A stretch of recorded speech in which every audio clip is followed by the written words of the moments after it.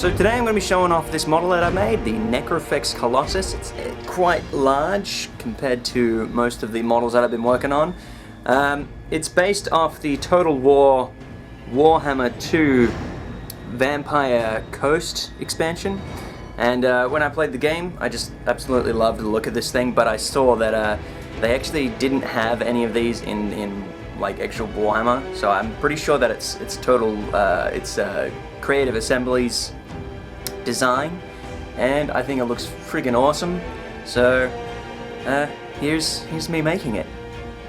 So I started by modeling everything on Maya from scratch, and this means that basically I made the people that are inside the hull of the ship hull itself, all the accessories like the legs and the barrels and all that kind of stuff that were connected.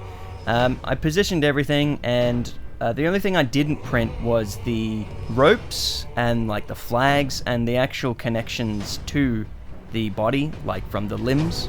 So there's a bit of a fleshy mass. For that, I pretty much plan to use like an epoxy and warbler like I have on previous projects. So the print of the body took approximately around 15 hours, and it came out okay besides a few overhangs which could have used some supports, but other than that, there wasn't much to fix in post. Now the limbs had a lot of supports that came straight from Cura, and I gotta say I absolutely hate these things because they are an absolute arse to clean.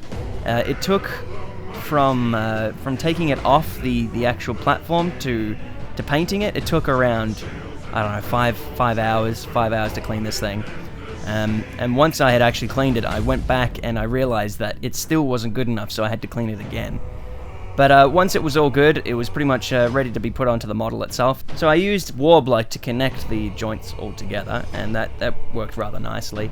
And then I used an epoxy resin, which is the 2-base thing, which I used in previous videos, to add the details, and I could just easily sculpt straight over the top of that, and it came out really nice.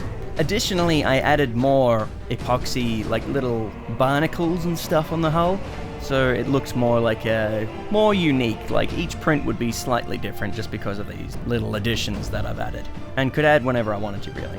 Now because the overhang at the start kind of screwed up, the top mast didn't print properly, so I've just snapped a paintbrush and improvised, and it came out really nice, so I like that. For the ropes, I found a wool. I was looking around and I was going to use string originally, but I like the look of the wool, and it came out really tattered and stuff, so I'm pretty happy with that. I was going to glue it originally, but I pretty much just decided to tie it together, and it worked fine. And when I spray painted it, it pretty much glued itself. I also added a couple flags and stuff using wobbler, which is basically just heated it up and then stuck it on as flat as it pretty much as it could be, and ripped out little bits just by heating it up, almost like the dragon wings from the Nurgle dragon. And yeah, that came out really nice. Now spray painting it, I used a flat black, and that came out fine. I kind of forgot to record it, but it came out awesome. And when I started painting it, I've used all Citadel paints, which are the Games Workshop paints, and like they're the best paints for modeling. I've always used them. I just love them. I added highlights and whatnot and finished it up, and this is how it turned out.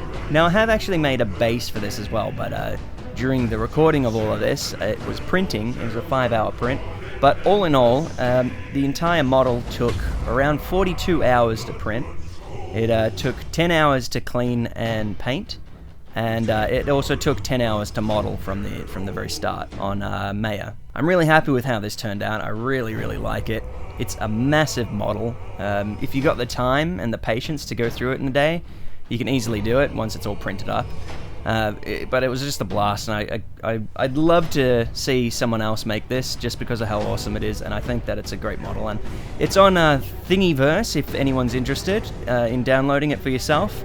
If you like watching, don't forget to subscribe for more content just like this. I really appreciate you coming by and just having a watch.